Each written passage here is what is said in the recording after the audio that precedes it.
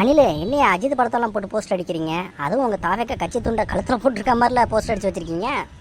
அதுவா சகோ? அப்போ தானே அஜித் ரசிகர்லாம் அவன் கரெக்ட் பண்ண முடியும், அவங்களுடைய ஓட்டெல்லாம் வாங்க முடியும்.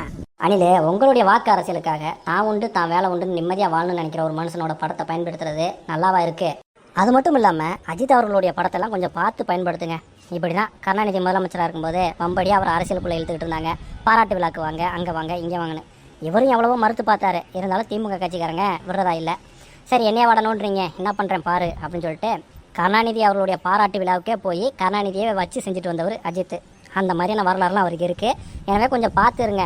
நீங்களும் தேவையில்லாமல் அவருடைய படத்தை இப்படி மிஸ்யூஸ் பண்ணிக்கிட்டு இருந்தீங்கன்னா உங்களுக்கு எதிராகவும் ஒரு சம்பவத்தை பண்ணாலும் பண்ணி விட்டுருவார். சகோ, அரசியல் இப்படி ஏதாச்சும் பண்ணாதான் சகோ வாக்கெல்லாம் வாங்க முடியும். அப்போ கடைசி வரைக்கும் உங்கள் கட்சியினுடைய கொள்கையை சொல்லி மக்களை அரசியல் படுத்தி வாக்கு வாங்குற எண்ணமே கிடையாது, அதானே சகோ? அரசியல்னா கொஞ்சம் அப்படி இப்படி தான் இருக்குது சகோ. அப்படி இப்படி இருந்தால் கூட பரவாயில்லையா? உங்கள் அரசியல் என்ன அவ்வளோ மட்டமாக போய்கிட்டு இருக்கு. உங்கள் மாநாட்டில் என்ன பண்ணீங்க? 5 பேர்த்த கொள்கை தலைவர்னு அறிவிச்சிங்களா? ஆமாம் சகோ, அவங்க தான் எங்கள் கட்சியினுடைய கொள்கை தலைவர்கள். 2வது மாநாட்டில் என்ன பண்ணீங்க? அந்த 5 கொள்கை தலைவரும் ஓரமாக வச்சுட்டு அண்ணா எம்ஜிஆர் படத்தை போட்டு மாநாடு நடத்திக்கிட்டு இருக்கீங்க.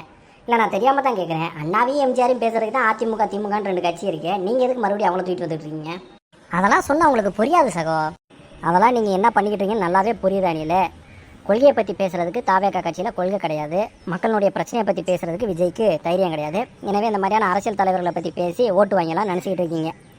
எப்படி விஜய் தான் ஒரு பெரிய நடிகர் அப்படின்ற ஒரு பின்பத்தோடு அரசியல் பண்ணிக்கிட்டு இருக்காரோ, அதே மாதிரியாக இந்த அரசியல் தலைவர்களுடைய பின்பத்தை பயன்படுத்தி ஓட்டு வாங்கலாம் நினச்சிட்டு இருக்காங்க. இதுக்கு பேர் கொள்கை அரசியலில் பின்பு அரசியல்.